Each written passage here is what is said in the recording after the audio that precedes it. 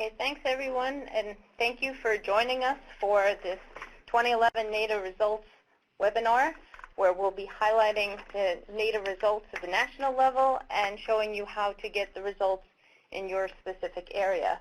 I'll be covering background information on NATA, the prerequisite limitations, review again the methods that we use to develop the data, and then I'll hand it over to Ted, who will go over the national results, and then to Mark Morris, who will be providing you a demonstration on the NATA map application and showing you the website as well. So NATA, the 2011 NATA was released in December of 2015, and this is the fifth NATA. NATA is EPA's ongoing comprehensive evaluation of air toxics in the U.S. We provide concentrations, exposures, and risks based on air quality modeling of the emissions from the 2011 National Emission Inventory, the NEI, and this is for the hazardous air pollutants, HAPs, in the Clean Air Act, plus diesel particulate matter. NATA is a screening level characterization. We provide the results at census tract resolution. The risks are for cancer and non-cancer for those HAPs that have this health data based on chronic exposures, and we provide ambient concentrations for all of the HAPs that we model. The key uses of NATA are to focus, prioritize, and look further into locations of interest, pollutants of interest, and emission sources, and to inform monitoring programs. So here are the prerequisite limitations. As you know, that the NATA includes just outdoor pollutants, outdoor sources, not indoor, and the inhalation route for exposure based on chronic exposures. The results are more uncertain at finer geographic scales. As you know, many of the emissions are county level, like the non-point and the mobile source emissions, and we use spatial surrogates to get them, to allocate them down to the census tracts, and I'll have a slide that goes through the allocation in a lot more detail. And because we report the results at tracts, but the emissions, some of the emissions are at the county level, that's why we warn against using the data at the high resolutions. Rather, look at a series of tracts that are in a geographic area, not just focus on one specific individual tract.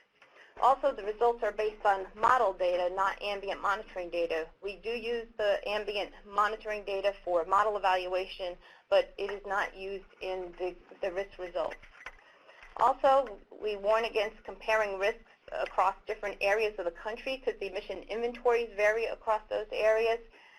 HAPs are voluntary. Hazardous air pollutants are not required to be reported to the NEI, and the underlying hazardous air pollutant emissions data can vary in level of detail and completeness from state to state. I'll show you how we try to gap fill to make the inventory as complete as possible, but still there could be variations from state to state. Also, NATA results shouldn't be compared to previous NATAs. The purpose of NATA is not to do risk trends.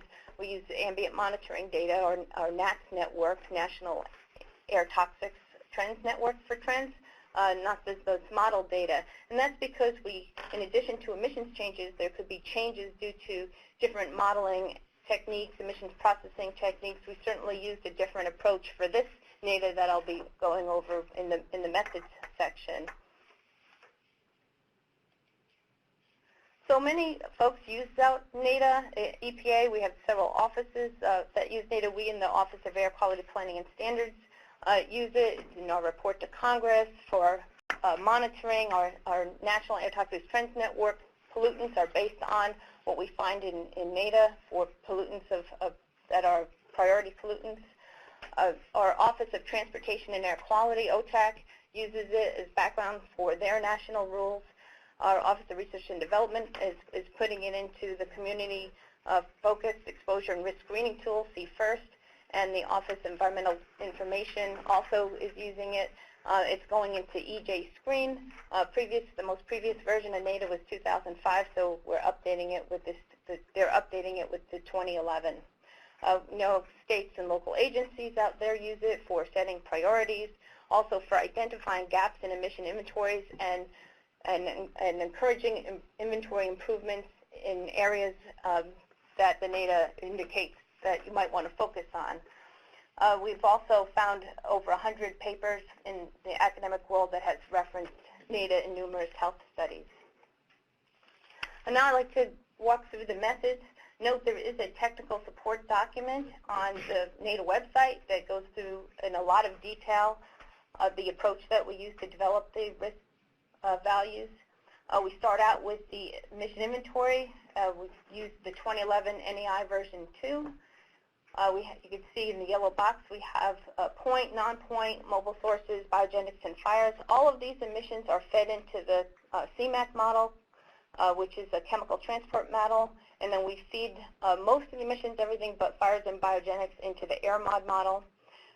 These are our two air quality models that we combine the results of, and that is a change from previous NATAs. So we use something called the hybrid approach, as this is box at the bottom here, where we're combining the annual concentrations from both of these models so we could take advantage of the long-range transport and chemistry offered by CMAQ, and then the fine scale, the more detailed spatial resolution that you get from AirMod. Note that we run all the HAPs through the AirMod model. For those that don't go through CMAQ, we add background concentrations based on ambient monitoring data.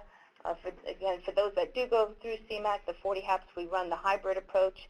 Then we send those modeled ambient concentrations to an inhalation exposure model, in which case we're applying exposure ratios, and then we apply the health data for the approximately 140 HAPs with cancer non-risk estimates to get a risk characterization.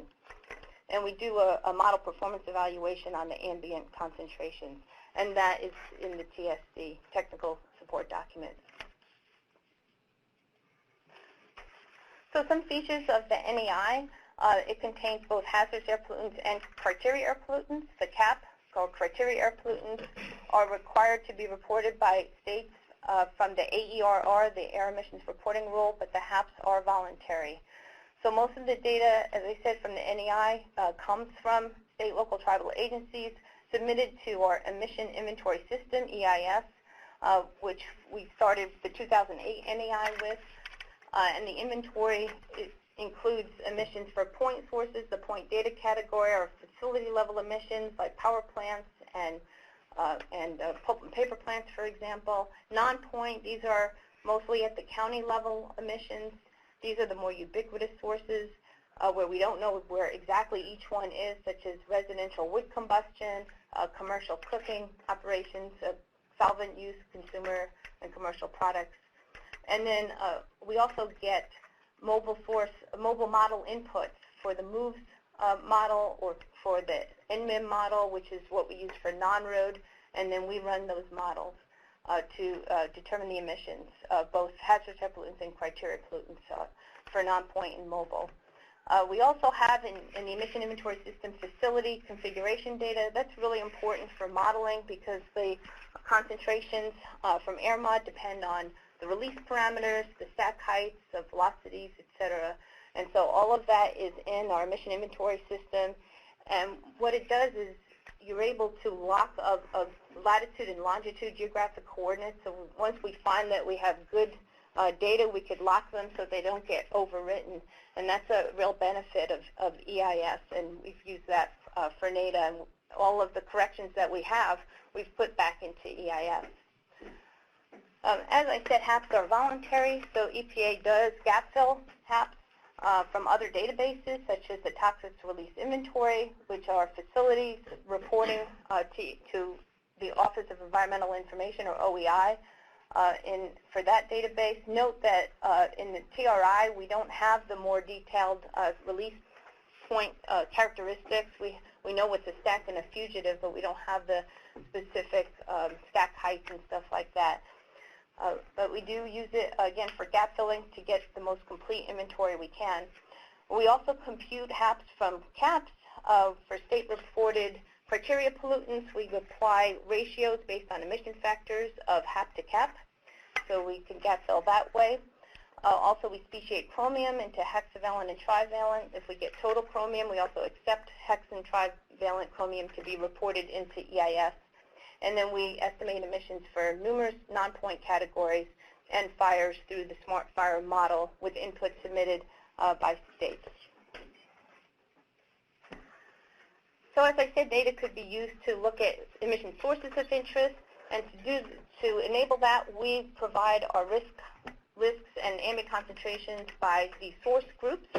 As you can see, they're very detailed. We have a large number of on-road and non-road groups, so we break out, for example, the heavy-duty diesel, which could be important for certain pollutants like formaldehyde, and on-road light-duty gasoline, which is important for benzene. And then you can see we have numerous non-point groups broken out. For point, we have airports and rail yards separated from other point sources.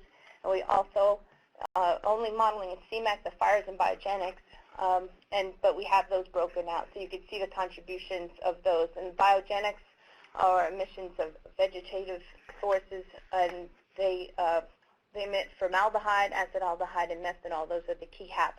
And of course, VOC and NOx for CAPs. We also have secondary formation. This is not an emissions group. It is obtained from the air quality modeling using CMAQ, which does the chemistry, and secondary formation produces formaldehyde, acetaldehyde, and acrolein, which are very key HAPs, as you'll see later in the results. So as I told you, I was going to talk a little bit about spatial allocation. Again, this is why the results are more uncertain. This is our limitation at the finer scale.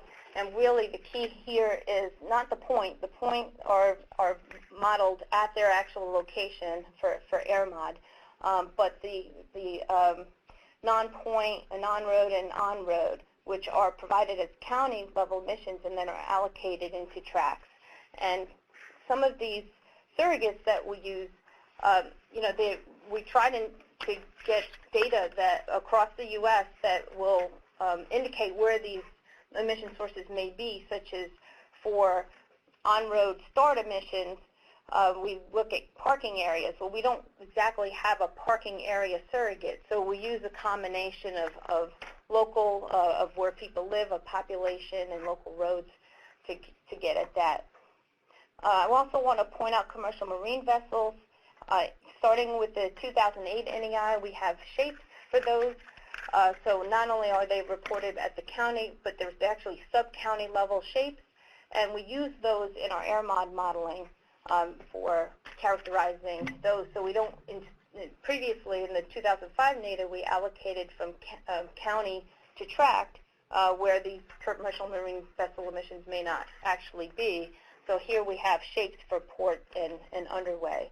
For CMAQ, we're allocating to our 12 by 12 kilometer grid cells, and we're also allocating vertically for those sources that have that are not just in layer 1, that have plume rise, such as the point sources and the fires. So here's an example of a port shape that we use for commercial marine vessels. Actually, we have to simplify this because there's just a lot of jagged edges here. We do use the shape to input into AirMod. We have about 370 port shapes, 3,500 underway shapes. Those are the water areas. And we assign them to shapes in the NEI, and those could be reported shape level emissions reported by state agencies, or we have also allocation that we could help folks to submit emissions to put them into those shapes. Note that the PM emissions from the diesel and residual oil fueled vessels are modeled as diesel PM, and this category is one of the key for diesel PM. Other key pollutants are nickel, hexchrome, arsenic, and formaldehyde. Now I'd like to talk a little bit about the hybrid approach and conceptually what's going on here. Well, what we're doing is we're modeling each of these AirMod receptors. These are census block centroids. We do aggregate up the track, but we have this census block centroid resolution within each and every CMAQ grid cell, and that gives us our spatial granularity. And so we could have different levels of concentrations in here within the grid cell. And what we do is our hybrid concentration is based on the air mod concentration normalized to the CMAC value for the cell. So we multiply this air mod by the ratio of the CMAC to the air mod average for this grid cell. And then we add those sources that are not modeled in air mod, which are the fires, the biogenics, and the secondary formation. These are the air toxics that are modeled in CMAC. There's approximately 40 of them. They're the key mobile HAPs and many important stationary HAPs as well. And this is the hybrid equation. This is the part where we're normalizing the air mod concentration at each census block centroid by the ratio of the CMAC to the air mod average for that grid cell. Here we're adding in the secondary component from CMAC, the fires, and the biogenics. And this equation, we run this equation at each of the 6.6 million census block centroid receptors, and we also include additional receptors as well. And then at the 56,500 grid cells that are in our continental U.S. domain. Now I'd like to pass it on along to Ted to provide the results.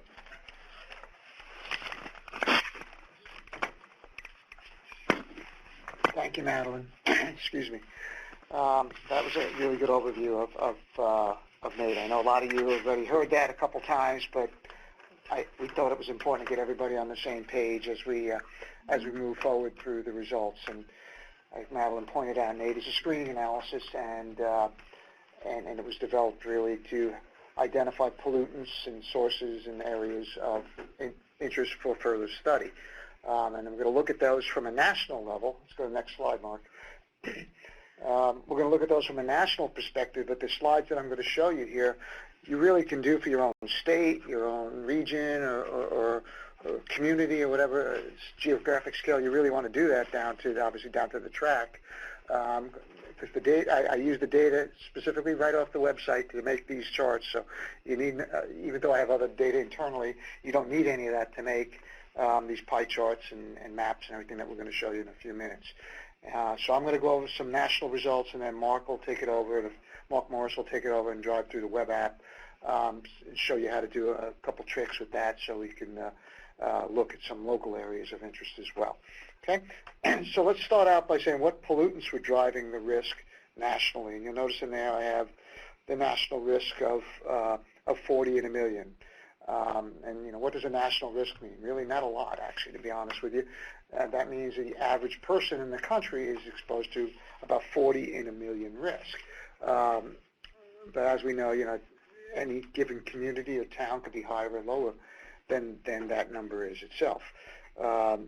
But from a national perspective, and I think you'll find this in many states, especially in the southern states, where you have a lot of photochemistry going on, formaldehyde will tend to drive your cancer risks. And nationally, it's about half of the cancer risk. Another photochemical pollutant that Madeline had pointed out, acetaldehyde, is about 11%. But so between the two of them, you got almost 65% of the national cancer risk is coming from photochemically produced pollutants, which are greatest in areas where you have high photochemistry, like the southeast U.S., the Southern California region, Texas maybe. Just think where the areas of high ozone are. That's generally where you will have the high formaldehyde and acetaldehyde formation. In fact, formaldehyde is actually formed from many precursors. Some of those are anthropogenic, some are non-anthropogenic. It depends on the season and whatnot. But so that's not all coming from man-made sources. There's terpenes and other things, and Madeline could correct me, coming from trees, biogenics pretty much. Yeah, that form the formaldehyde. Ted, why isn't diesel PM in the pie chart? That's it. The question was, why is diesel PM not in the pie chart? Good question, Darcy. The EPA does not have a unit risk estimate for diesel particulate matter. We do look at diesel PM, you'll see in a second, for non-cancer, but we do not look at it from cancer. We do provide on the website the ambient concentrations and exposure concentrations for diesel PM. So for the states that do have a unit risk estimate, I know California does, and then other states use the Cal EPA UR8. You're welcome to do that, but the EPA does not have that value. Talking to our folks in the Office of Transportation Air Quality, obviously we believe that diesel PM is a carcinogen, but we don't have sufficient enough data to actually quantify that level. And before you go on with the risks, there's a question online. Why was the equation normalized instead of just adding air mod and CMAQ values? Because then we'd be double counting. Right. Yeah. Well, we kind of went out to make sure that we're not using the two models and adding them together, and you really have to be careful not to double count from between the two models. So, okay. And it's all covered. If you really want the gruesome details, look in the technical methods document. I'll show you in a couple slides where to find that. But it's painstakingly detailed, and Madeline went over it from a high level just for the sake of time. So you can always, any question that we don't answer here today, feel free to call myself or Madeline or Mark Morris, email us, phone us, whatever works easiest for you guys, and we'd be glad to talk NATA all day to you. Okay? So looking at that pie chart, though, we still have, and benzene is about 13%. You'll see carbon tetrachloride on there. Carbon tetrachloride is actually, there's very, very few emissions of it in the U.S. It's coming from internationally transported pollutants. If you go to all the carbon tet monitors out there, and that's actually how we come up with that value from monitors, it's really background.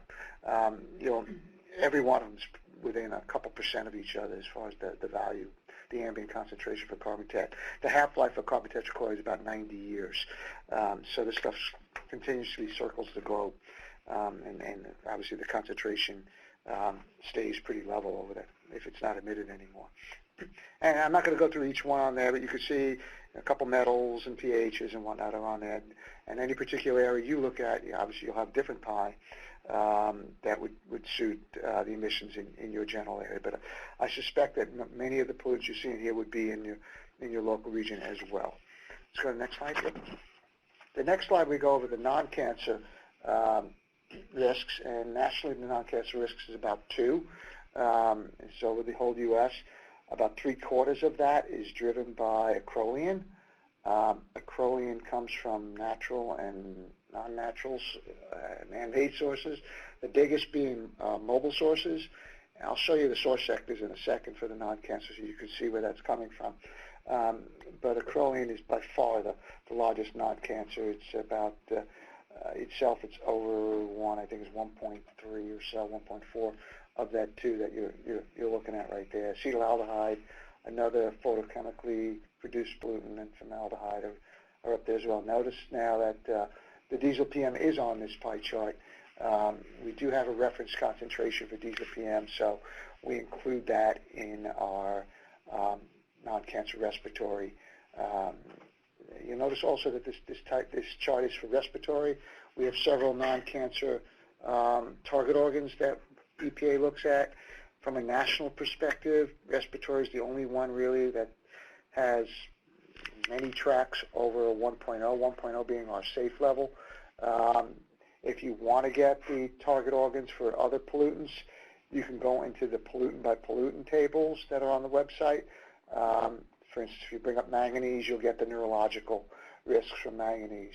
So they're in the pollutant by pollutant tables, but we don't take all the target organs that are neurological and sum them together nationally. You can do that by going through the specific pollutants and doing that, but we haven't created national summary files for those just because there's only a handful of tracks nationwide that have non-cancer risks for these other target organs that are greater than 1. We just didn't feel it was worth the extra effort to put the national files up for those pollutants. The next slide shows our cancer, what we call our cancer drivers and contributors. What cancer drivers and if you look on the bottom of the slide, you'll see how we defined each one of those. Essentially, how important is this pollutant from a national or regional perspective, and what levels of risk are we seeing, and how many people are actually at risk at these levels. And you see in the bottom there, the biggest one being the formaldehyde, as you would suspect from when I showed you that cancer pie a few seconds ago. It's over, it's greater than 10 in a million for more than 25 million people. I think that number is actually significantly higher than that. So it's one of our national drivers. And I'm not going to read each one there, but the bottom line is most of these pollutants, except for one or two perhaps, were on the 2005 NATA, National Cancer and Regional Driver list. You'll notice in here too that I don't put 2005 numbers up here and for the pies or anything to compare them to. What we try to discourage people, and Madeline went over the methodology changes for you, but quite extensive between 05 and the 2011 NATA, and there's a lot of improvements not only on the modeling side, but how we do the inventory, and so it's really not fair to kind of compare between NATAs. There's just so many changes that go on. Some of the risk reduction, in fact, the 2005 cancer risk was like 50 in a million. So Ted said, well, did cancer risk go down from 50 to 40? And the bottom line is I really can't answer that question from a national perspective because of so many methodologies. We would have to go back and redo the 2005 NEI with the same methodology to have any chance of answering that question, and we just can't do that with the resources that we have available these days. So changes could be methodology, and next changes could be from reductions. So 5 to 11 is a lot of residual risk standards, a lot of state air toxic reductions took place during that time period. So some of it could be real, some of it could be attributed to methodology changes.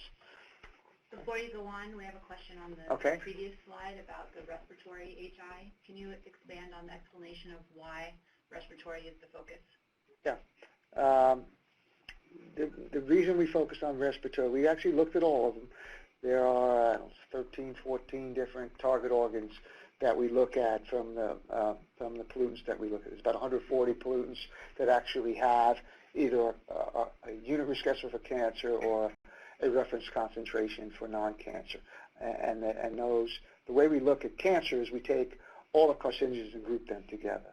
The way we look at non-cancer is we actually group them by their target organs.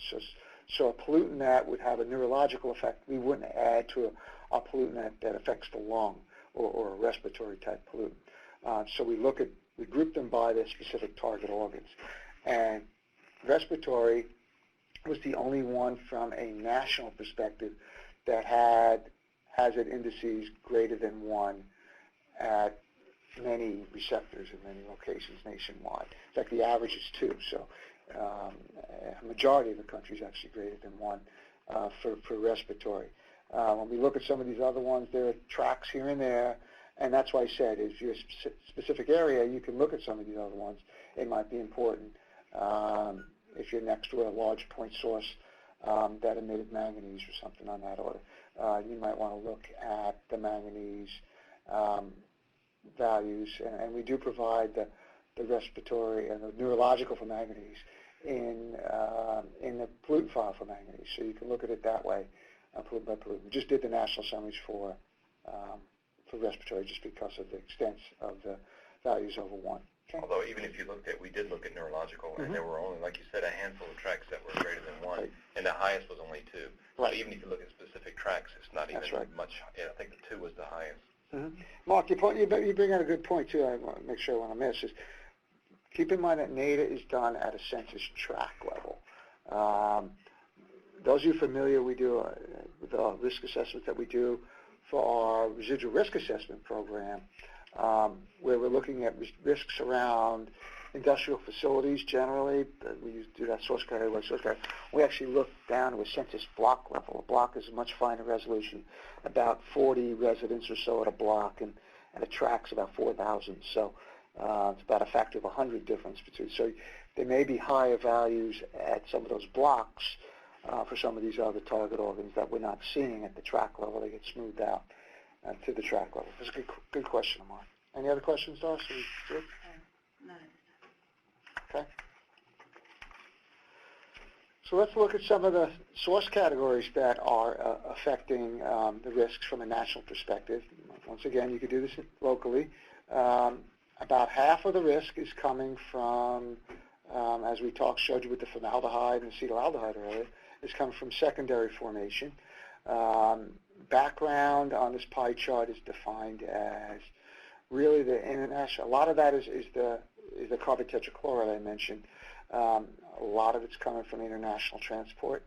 Now that we're using the CMAQ model for long-range transport as well as the photochemistry, by using the hybrid approach, we were actually able to shrink down the portion that we had attributed to background from the previous natives, and we could actually attribute those to the categories that it's coming from, whether it's coming from mobile or non-point.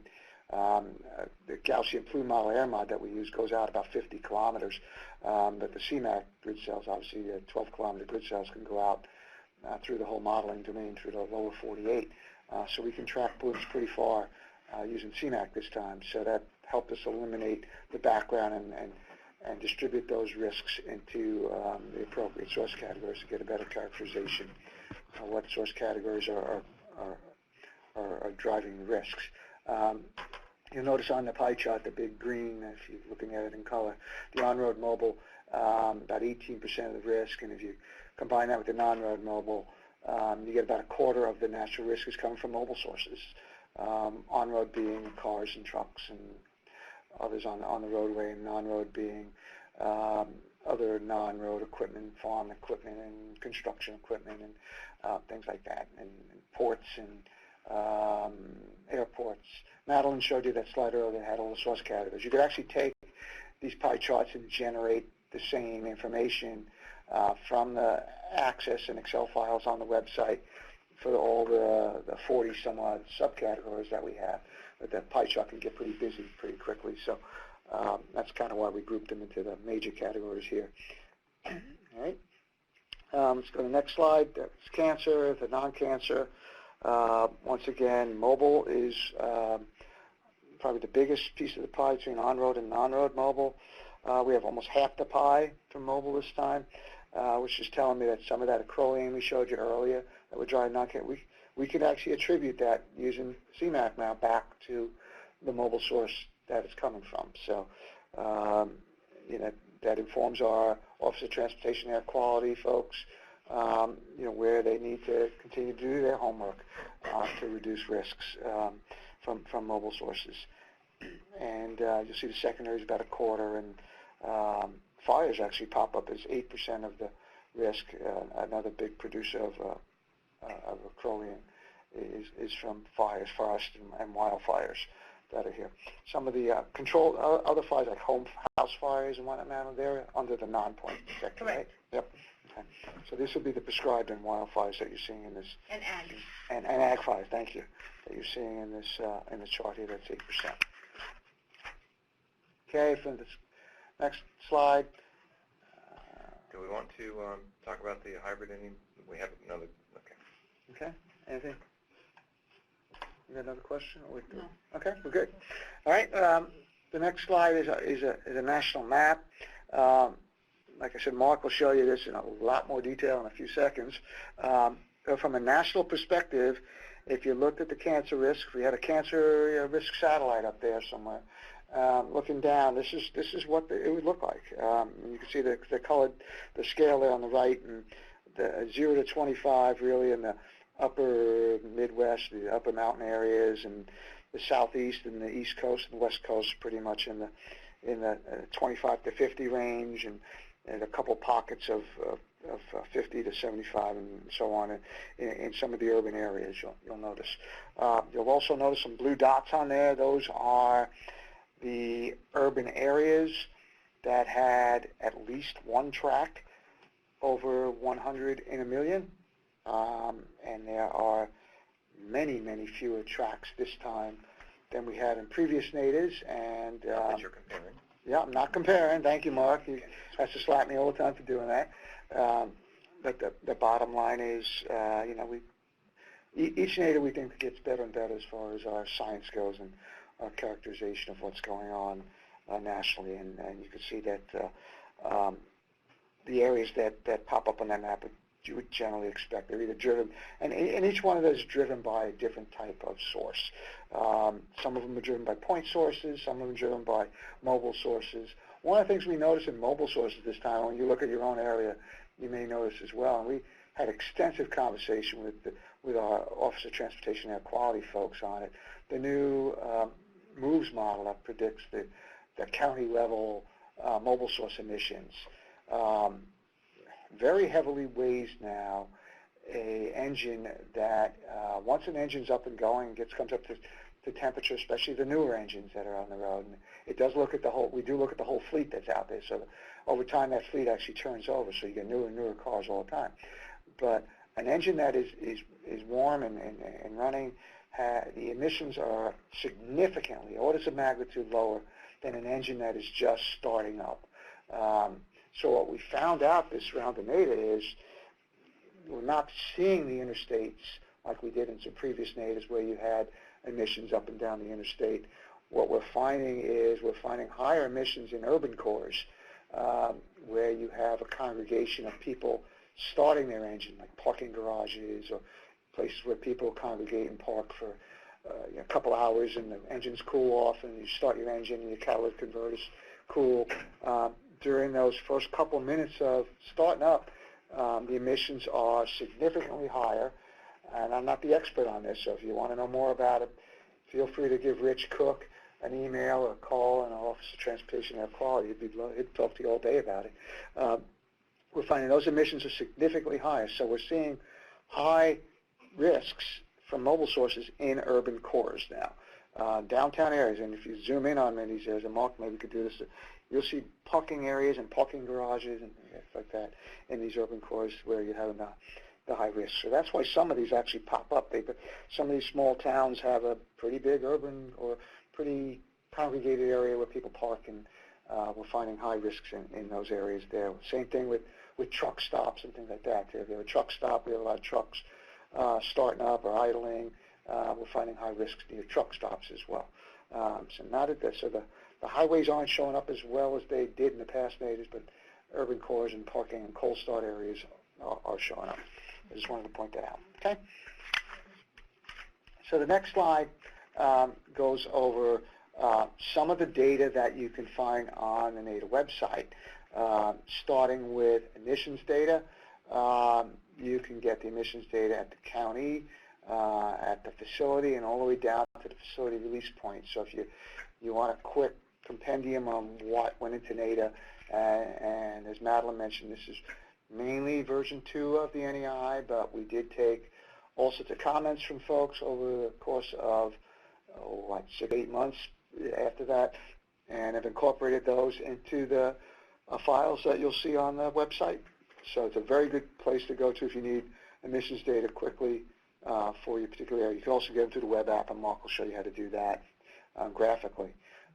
We also have the ambient and exposure concentration data for about 180 pollutants up there, and these are broken down by the source categories as well. It's all at the track level, census track level. We do not put any of the census block level. Madeline showed you in the hybrid equation that we do some of the calculations at the block. The blocks are summed up to the track. So none of the block level data is available to the public, and in fact, a lot of it I don't even have myself. We just have the points at the block level. The non-point and mobile sources, we actually calculate them at the track level. So and then finally, for about 140 of those 180 pollutants, we do have, as I mentioned earlier, either unit risk or reference concentration or both. We do the cancer and non-cancer risks for those. And once again, we break it down by pollutant, by source group, and we express the risk as I presented here as in a million, and the non-cancerous hazard indices for individual pollutants hazard quotient. Once you add up those HQs for different pollutants that affect the same target organ, you get a hazard index. That's how you do it. Let's go to the next slide. In fact, if you have any kind of terminology questions, on the left side of that, on the bottom left corner of the slide here, this is the NATA website, you'll see a glossary of terms. Click on that, and it defines pretty much every term, or most of the terms, hopefully. If there's something on there you don't see, tell us. it's a really good compendium of air toxic terms that you can look to quickly and find definitions, and I cut and paste them into reports all the time, things like that. There's also FAQs, frequently asked questions, that NATA to NATA, we continuously update those based on the questions we get, and do that. We have limitations. Madeline gave you kind of an overview of some of those on an earlier slide, and there's a little more detail on that on this side. The URL, in case you haven't gone into NATA, is at the top of the page there.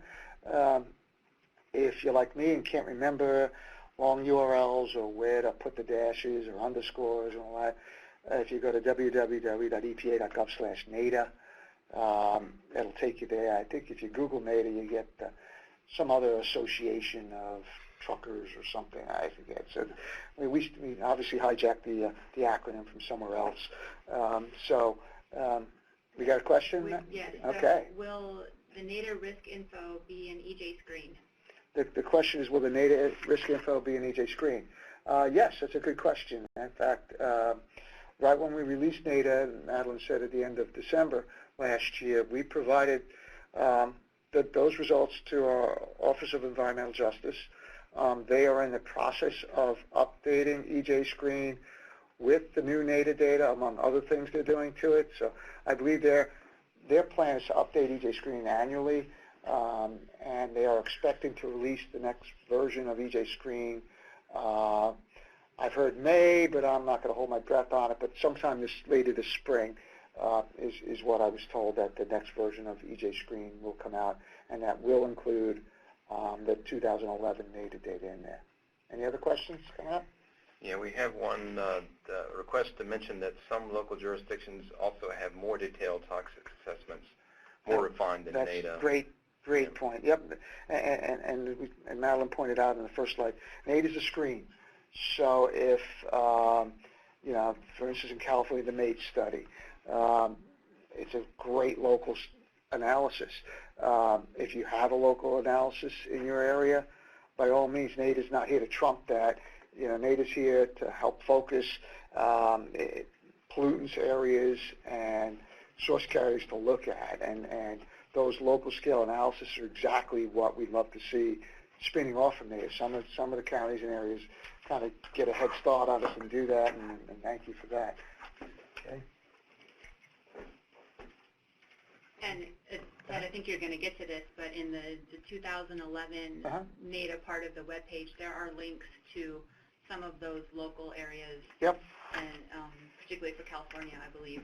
I know we have a link to MATES. Was there anything else, Matt? I know Darcy Smith, who's talking right there, she actually worked to develop the website, so she knows every little piece of that website, upside down and backwards. Yeah, I know there's MATES on there. Was there any other ones on there? Yes. Yeah. Okay.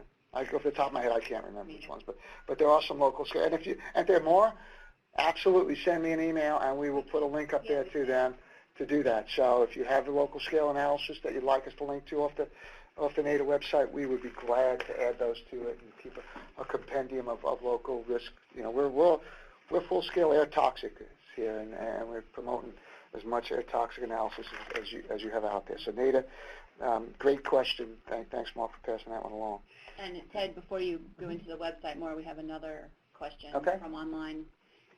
Use of the California diesel risk factor has a dramatic effect on the cancer risk pie chart and cancer risk in urban areas. How many states use the California diesel risk factor? And do you expect EPA to use California or a different factor in the future? Yeah, that's a real difficult. You got like 3 questions here. I really couldn't tell you how many states are using it. I know some are. I couldn't quantify that number. If it's 2, 10, 12, I have no idea.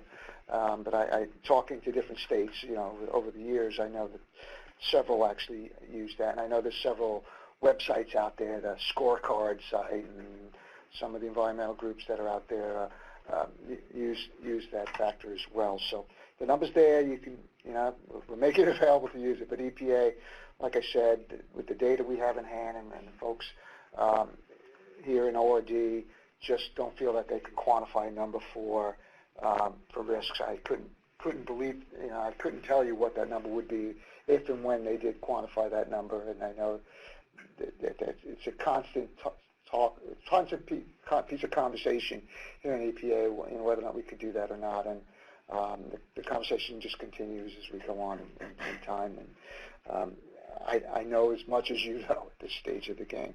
If someday, some direction we go that way, we'd be glad to bring it in. And you are indeed correct. If we use the California number on that pie chart, probably about 80 or 90% of that pie would be diesel PM, and the rest would be the other remaining 140 toxics that we have out there. It's a good question. It's a hot topic, and I wish I could give you more information, but that's really what we have today.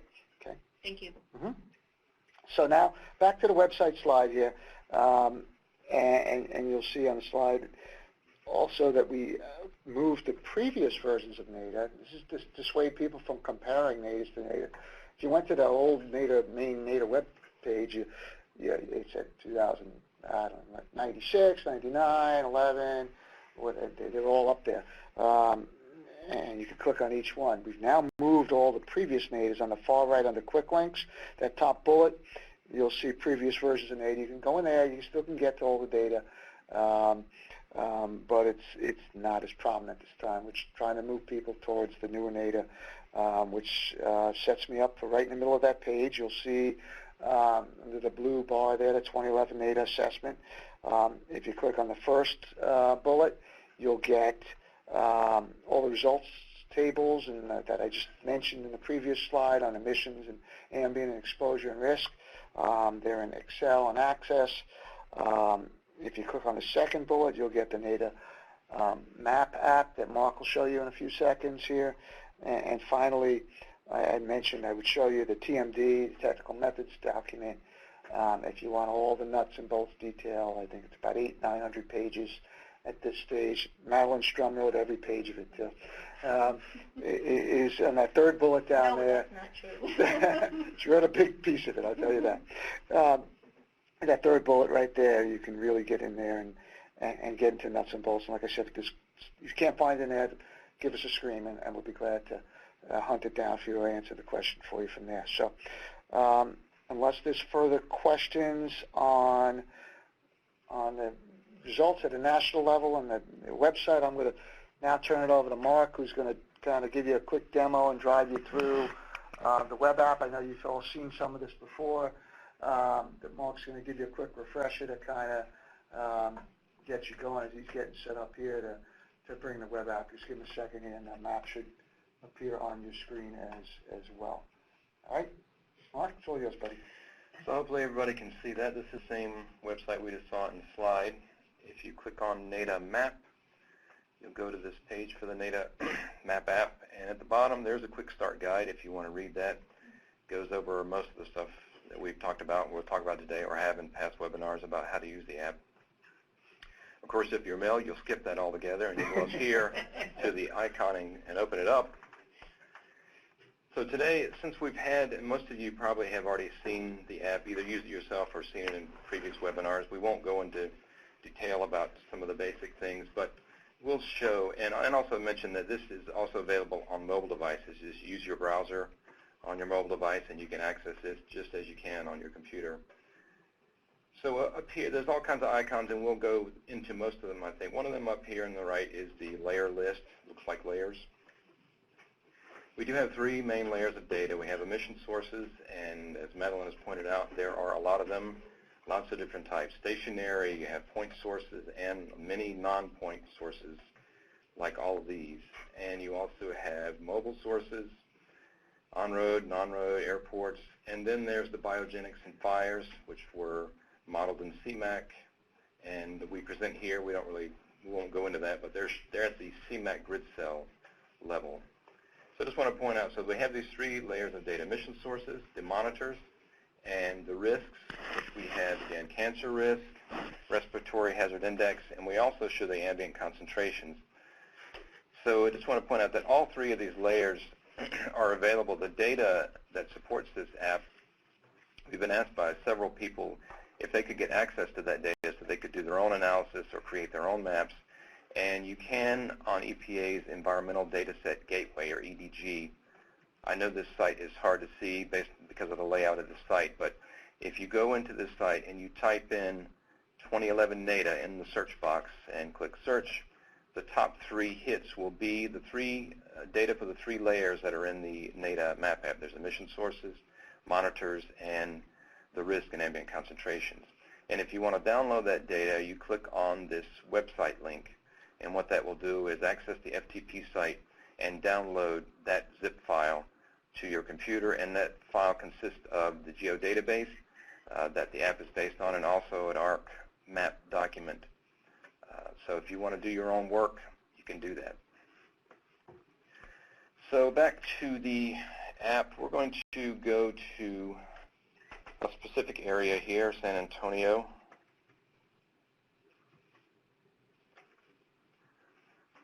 And one of the things that you probably would want to do is there's an icon up here. It looks like a bookmark, which is a bookmark. So any area you go to, if you want to continue to go to that area on future days and always have the same map extents, if you want to create maps always the same way, you can create a bookmark, and you see I've already done that. All you do is once you're here, you just type in a name. So you can see this one is the one we did, I guess, yesterday. So you can see some of the things that once you go to an area that might interest you are what, first of all, let's turn on. So we've seen the layers, and this other icon for legend actually shows what is currently being shown in your map. And so you can control what's shown by the layer list, clicking things on or off. What is on, you'll see the legend for in this legend.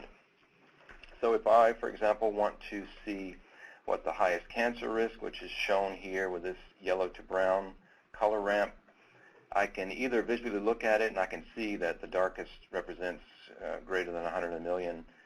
So I can click on that, and we'll get a pop-up for every layer that's in the map. We'll get a pop-up for. So we get the cancer risk pop-up, and you can see the risk is about 80 in a million.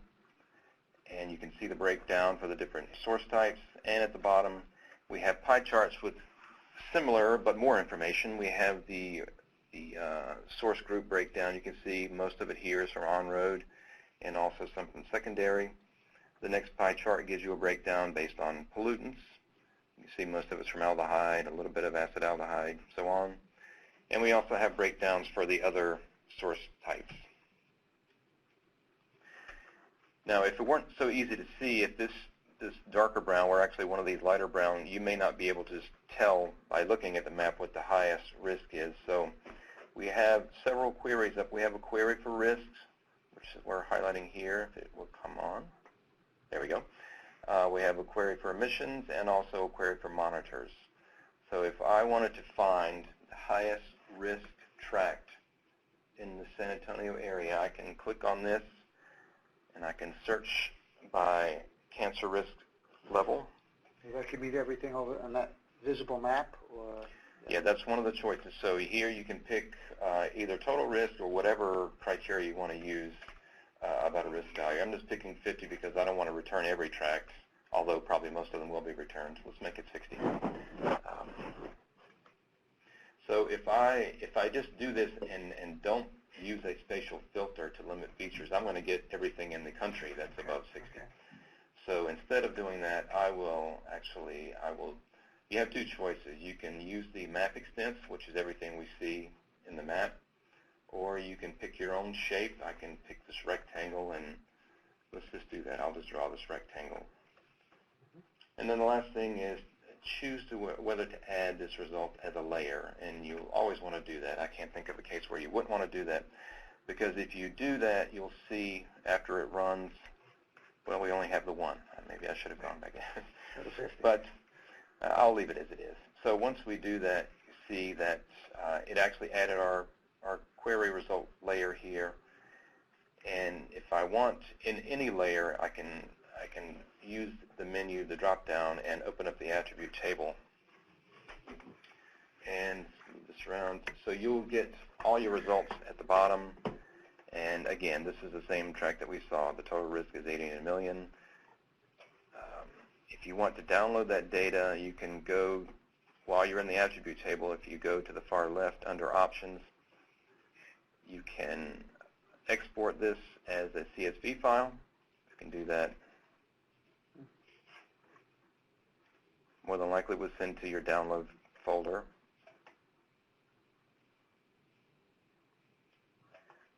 So it's just an easy way to, if you want to do math on the data that you have that you can't do in the app, you can download it and use it in something else. Mark, what's causing the risk in that tract? Well, let's click on that. Let me get rid of this query.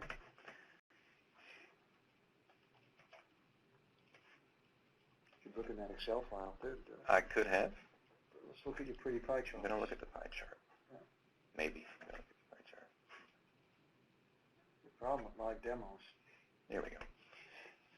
Okay, I'm just going to go to the pie. Let's see. So it's on-road.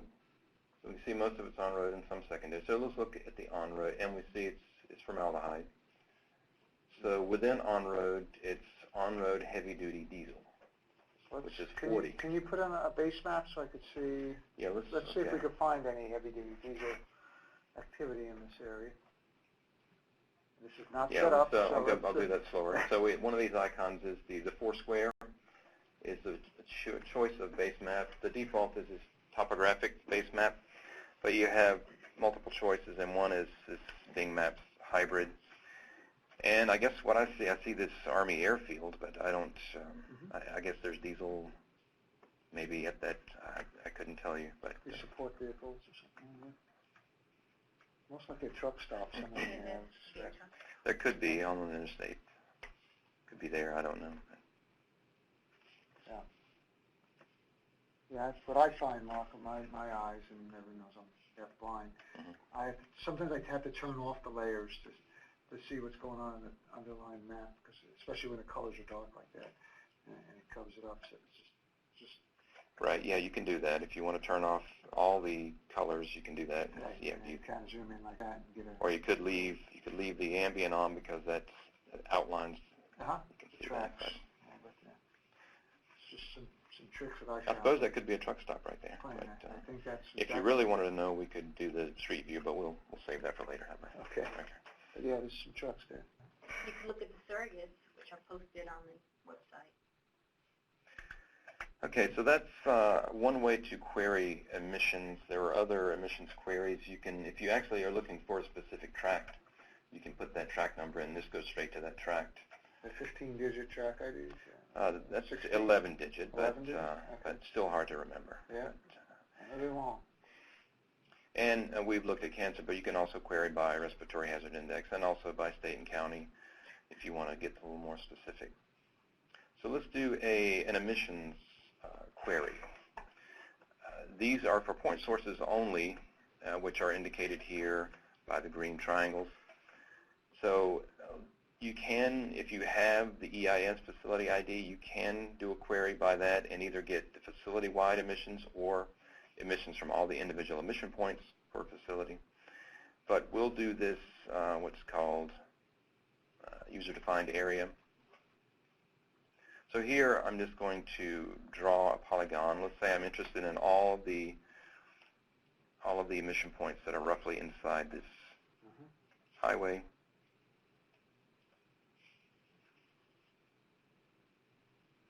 It's got to be a contiguous shape, I suspect. And the same thing we'll add as an operational layer. You can see it returned 19 facilities, and anytime you do a query, you'll get these little, not a pop-up, but these boxes that give you the individual results. It's really not an efficient way of looking at the data, so I never look at it that way. I always just, since we added as an operational layer, we always have the option of opening up the attribute table. And something we have to be careful of is that there, on this attribute table, it says filter by map extent. If I were to extend this table up, I'll cover up some of my dots, and my features, it's hard to see, but some of my features in the table disappeared because I'm filtering only by what I see. So if you're doing a query like this specific, you don't want to really filter by map extents. I want to see, or at least see in the table, everything. So that's 12 features. Even if you cover part of the polygon, it'll take it away? Polygons are points, yeah, if you cover stuff up. Yeah. So just like before, if you want to download this data, you can do this by exporting to a CSV. You can do some things while you're here. For example, you can sort. Say we sort by a pollutant here.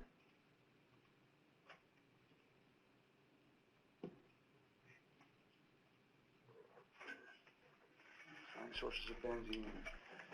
Sorted. So of these 19 facilities that I found within that highway, sorted them, I find the highest benzene emitting facility here, and I can just double click on that. It always goes in too far, but you can zoom out some, and you can see that facility.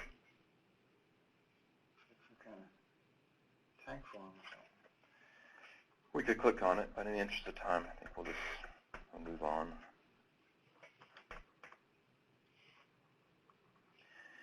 Because I just want to point out that these queries that we have built into the app are all for point sources. There's many other source types. For example, all the non-point and the on-road. So just want to show that there's a way that you can still query that data even though we don't have a built-in widget for it. So I'm going to turn on the commercial cooking layer, and what that is, as Madeline pointed out, everything but point. The emissions we had at county level and got allocated down to tracks.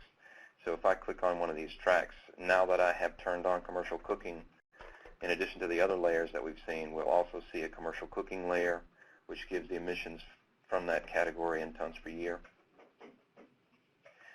But if I want to query that data, I can, just like before, I click on this drop-down, open up the attribute table, and I'm going to filter again by map extent. I don't want the entire United States. So I have under options, I can filter this data. For example, if I wanted to know all the tracks that had benzene emissions that are greater than 1/10 of a ton. And I can see it returns 7. So in this map extent, there are 7 tracks that have benzene greater than, from cooking, commercial cooking greater than 0.1. Wow, 200 pounds. So I just want to point out that even though we don't have a built-in query, you can still query things.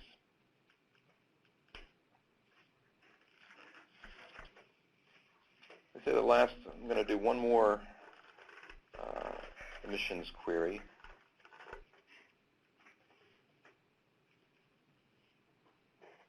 I'm going to open up the facilities, open up that attribute table. And this one I am going to look nationwide. I'm going to remove this filter. So what we'll see is all approximately 57,000 facilities that are in the country, and I want to do a query on that. So I'm going to filter based on facility name, and I'm just going to generally say it contains DuPont.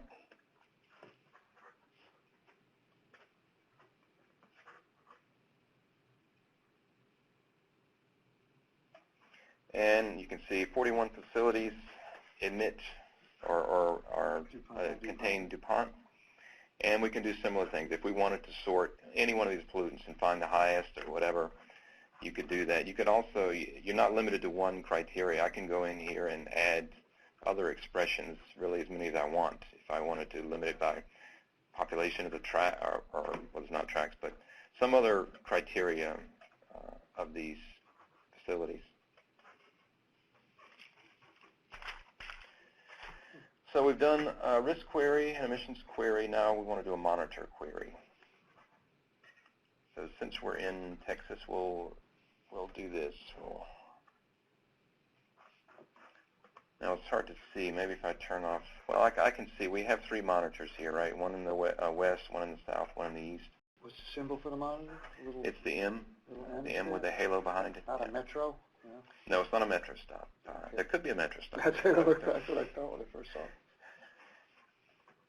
So I'm only into, I don't want to get data for all 3. I just want to get data for this one over here in the west. So I'm going to spatially limit by drawing this box around it.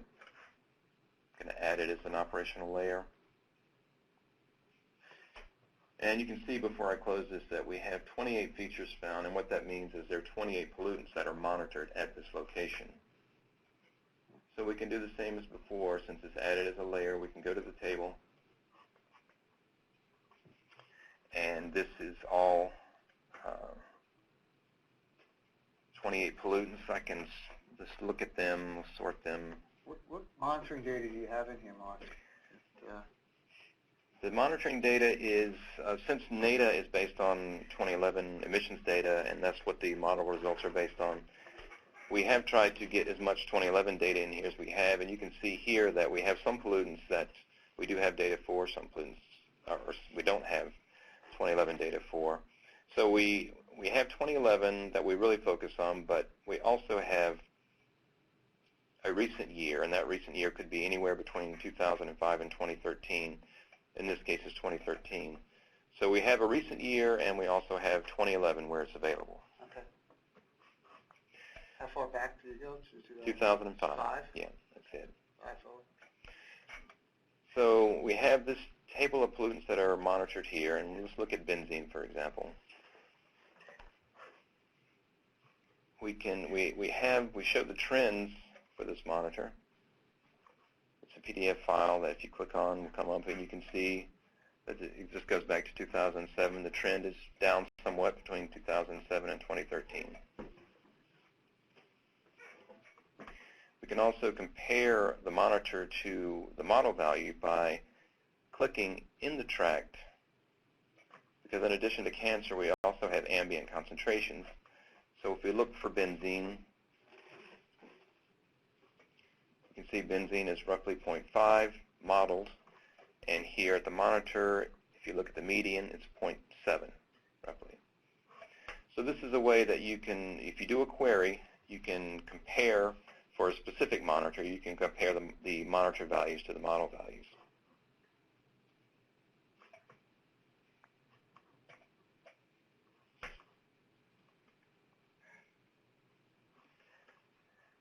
Okay, let's do one more. We're going to one more monitor query. For the state of Texas, we're not going to look at that specific monitor. We're going to look for all formaldehyde in Texas. So we won't use a spatial filter. We already have, in effect, that by using Texas.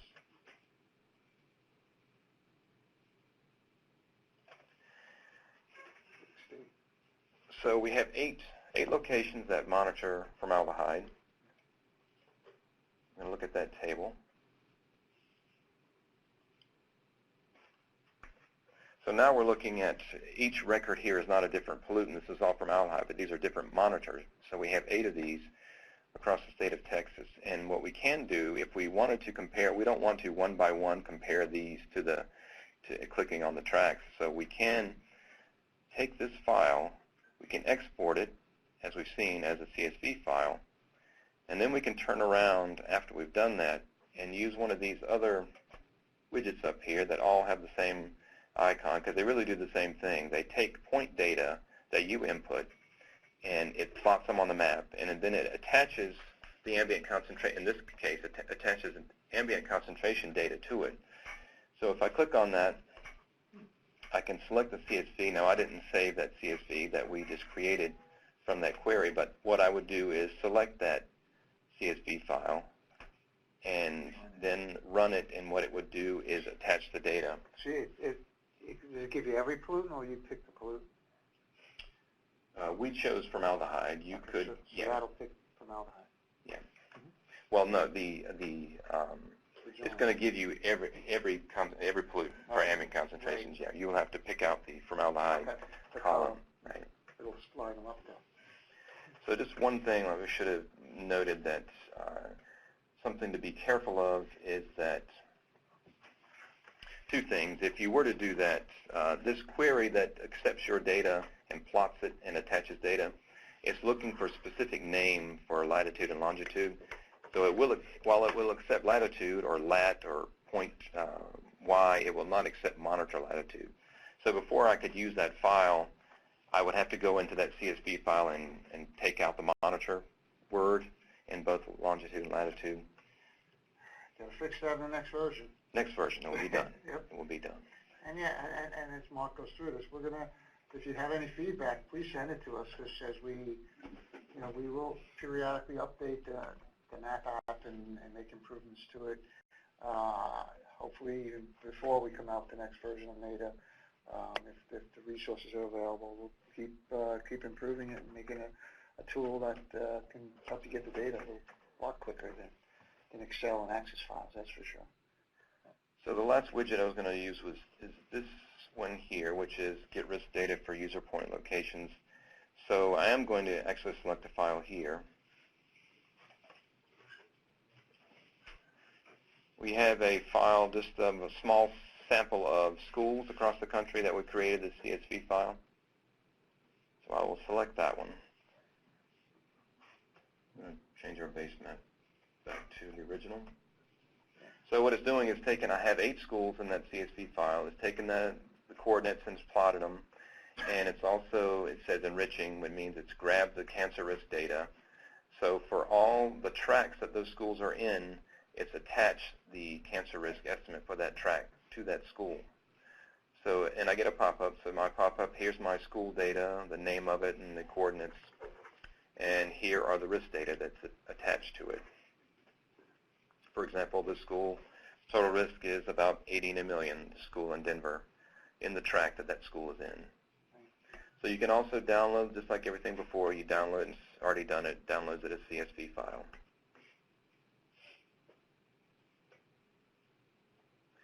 So we've talked about the queries, the 3 queries. We talked about how to add your own data and enrich or add the NATA data to your points. I don't have anything else to present. If anybody has any questions. We do have a question from online. We've talked about point and non-point risks. Can you explain how the secondary and background cancer risks were developed? Madeline, you want to try that one? Yeah, sure. Well, the secondary concentrations were based on running the CMAC model. As you recall in the equation, we added them to each and every block receptor. And the 3 pollutants that are formed secondarily are formaldehyde, acetaldehyde, and acrolein.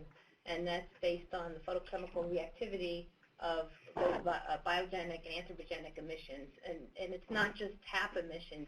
When we run CMAC, we run all the pollutants. So we've got NOx, we've got VOC, we've got all the criteria and the 40 hazardous pollutants. So the secondary cancer risks are based on the concentrations that we modeled, formaldehyde, acetaldehyde, and acrolein that are secondary. Oh, acrolein is not cancer, it's a non-cancer. Right. So if you're looking at secondary risks, you know they're either formaldehyde or they're a combination of formaldehyde and acetaldehyde. Background is when we didn't have a CMAC cap. So for example, carbon tetrachloride, we actually did not use the CMAC. We used just the air mod, and we added to the modeled concentrations from air mod a background concentration based on remote estimates.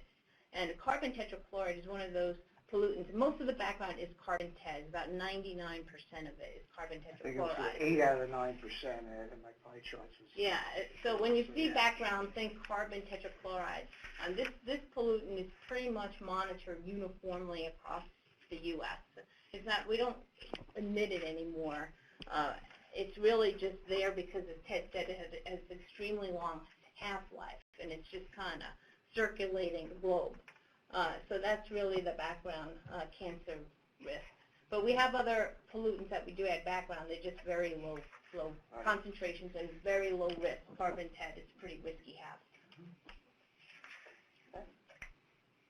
I was just curious about the carbon tet at this monitor. I was curious about the the trend. Year to year? Should be pretty flat. Yeah. Yeah, it's pretty flat. Yeah. Yeah, pretty narrow range there, yeah. 0.45 microgram per cubic. Yeah, you're going to find that. That's our background, but it was like 0.547. The lowest. It was 0.55 was our background.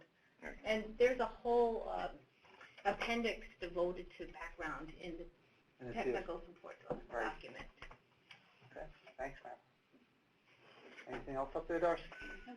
Okay, this is your last chance. We have a few minutes left. If you have any questions you want to type quickly, we'll be glad to take them. Like I said, we're available. Pretty easy to get hold of us if you don't have our email. You know, it's lastname.firstname@epa.gov, and drop us an email or whatever works best for you. And we will get the slides. And once again, I want to thank Mary for helping set this up, and the whole air toxic subcommittee with Tom and Renu and Michelle and folks that we meet with every other month have really been there since day one with us with NATA, developing this. I know they report back to you guys in your monthly meetings as well. So we really appreciate their help as we've gone through this whole process. This really, NATA would not exist if it wasn't for some of the support we've gotten from NACA, and we are much appreciative of your support and telling our upper management that this is an important tool for you guys, as well as us, obviously. And once again, thank you for that support, and we hope that you find it useful moving into the future. Madeline, Mark, anything else you want to add? Second, Darcy? I have a question. All right, we got a typo here. Go ahead. Are there estimates of the attribution of secondary risk to anthropogenic versus biogenic? No, we did not.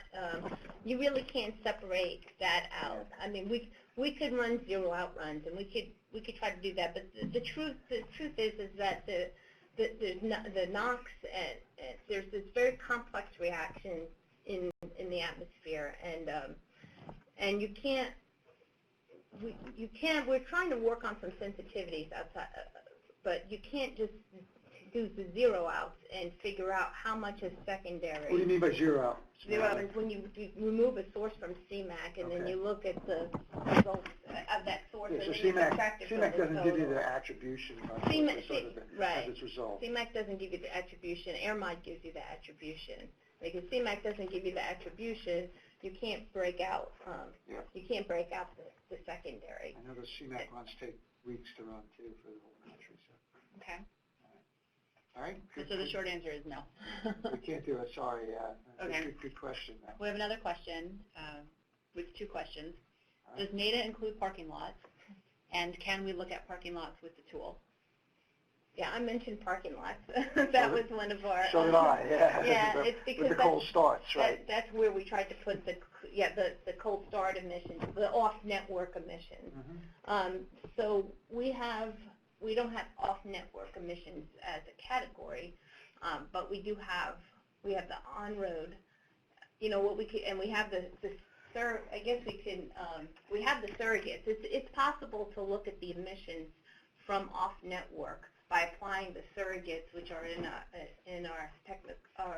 on the website. And, percentage-wise, and I saw some of those numbers come from OTAC, that about two-thirds of the mobile source emissions is coming from the cold start portion of, correct me if I'm wrong, Madeline, cold start portion of its emissions. So, and that's why I said earlier, you're not seeing the major roadways anymore. You're seeing the places where cars are starting up. When in residential areas where people start up, well, everyone's in their own little driveway or garage or whatever, so they're spread out. But when they go to work and leave at the end of the day or go shopping or whatever, or go to an event of some sort, you have thousands of cars in a little area, and you get lots of emissions as those people start up their cars all in one little area. So we have a surrogate that's off-network, which is not exactly parking lots, but it's supposed to, and what it's made up of. Let me just, when you say surrogates, you're taking the emissions from a county and bringing them down to the tract level or smaller entity, right? Yeah, we're attributing them to tract.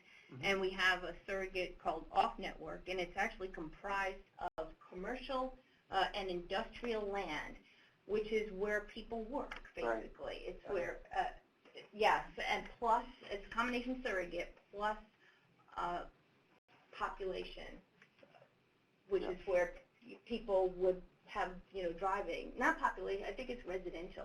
I have also surrogate definitions, residential land. But so we could get risks by that.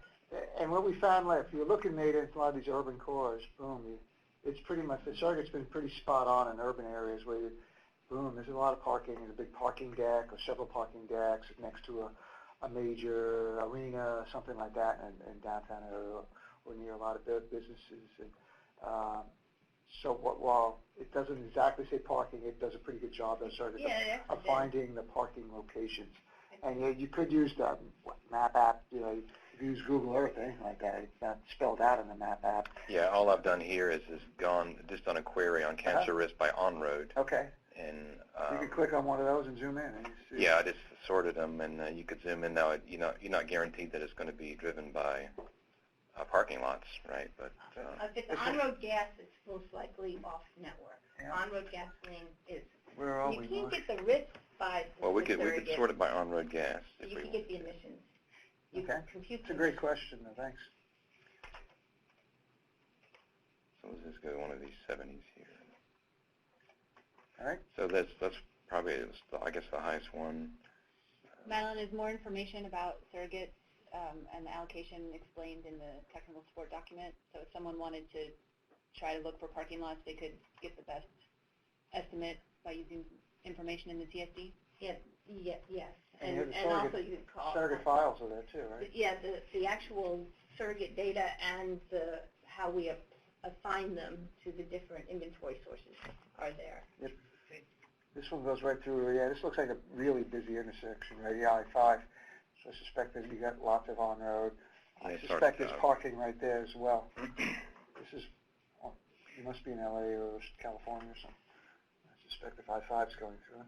If you get the risk by one of our source groups and want to know more detail about in the group, you can use the emissions for that. You could look at what's the highest emissions in that source group. Okay. So yeah, it looks like there's some parking there, but you can't. I mean, you can use them.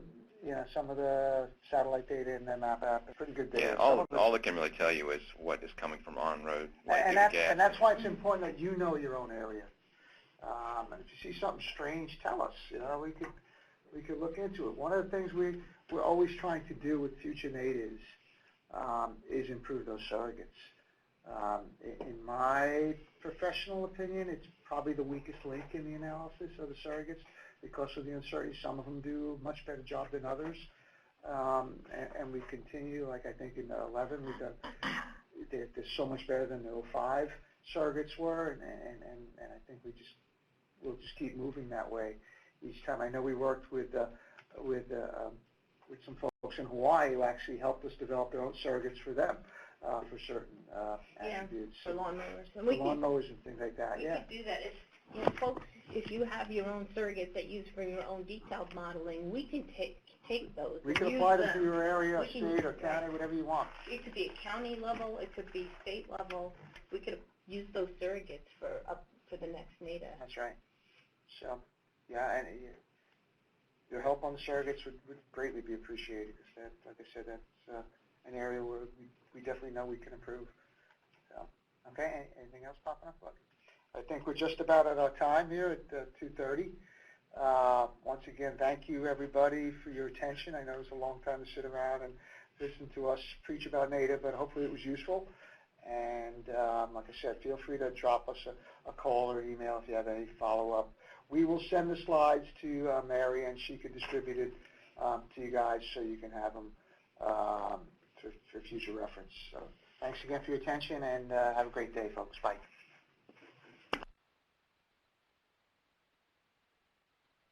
The lead